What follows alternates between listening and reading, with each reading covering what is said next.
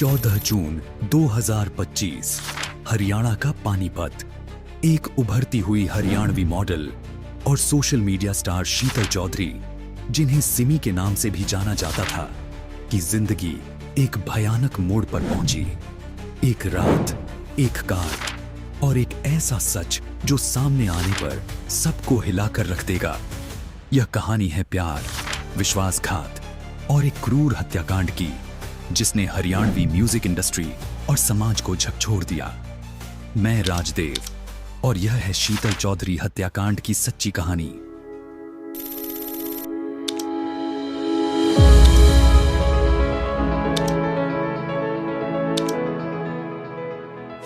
शीतल चौधरी, उम्र करीब 26 साल, हरियाणवी म्यूजिक इंडस्ट्री में एक जाना पहचाना नाम थी। पानीपत के छोटे से शहर में रहने वाली शीतल ने अपने दम पर मॉडलिंग और सोशल मीडिया की दुनिया में पहचान बनाई।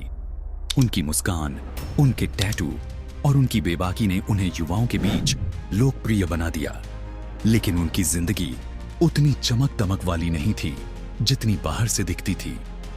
शीतल शादीशुदा थीं, लेकिन अपने पति से अलग हो चुकी थीं।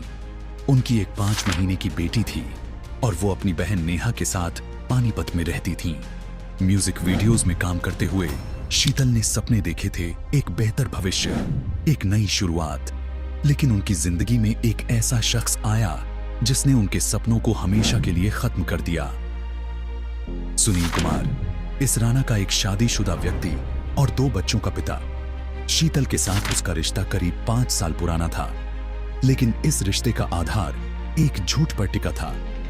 सुनील ने शीतल से अपनी शादीशुदा जिंदगी और बच्चों की बात छिपाई थी। शीतल को जब ये सच पता चला तो उनके बीच तनाव शुरू हो गया। 14 जून 2025 की रात पानीपत के आहर गांव में शीतल एक म्यूजिक एल्बम की शूटिंग कर रही थी। रात 10:30 पर सुनील अपनी कार में शीतल से मिलने पहुंचा। दोनों ने कार में बैठकर शराब पी। बातचीत जल्दी ही बहस में बदल गई।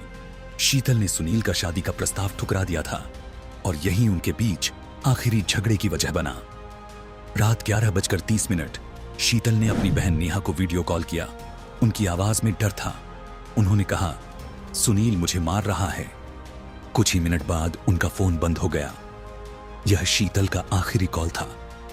सुनील ने पुलिस को बाद में बताया कि उसने गुस्से और जलन में आकर शीतल पर चाकू से हमला किया।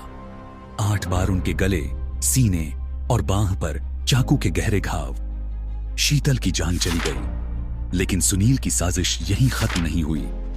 उसने हत्या को दुर्घटना का रूप देने के लिए शीतल की लाश को सोनीपत की रिलायंस नहर में फेंक दिया और अपनी कार को भी नहर में धकेल दिया। उसने दावा किया कि कार दुर्घटनाग्रस्त होकर नहर में गिरी और वो तैरकर बच गया। 15 जून को सुनील की कार नहर में मिली। उसी दिन शीतल की बहन नेहा ने पानीपत के मटलौदा पुलिस स्टेशन में उनकी गुमशुदगी की शिकायत दर्ज की। पुलिस ने तुरंत जांच शुरू की। सीसीटीवी फुटेज में शीतल और सुनील को रात 10 बजे एक इमारत से निकलते और कार में जाते देखा गया। शीतल उस समय नारंगी रंग का टॉप पहने थी, वही कपड़े जिसमें उनकी लाश मिली।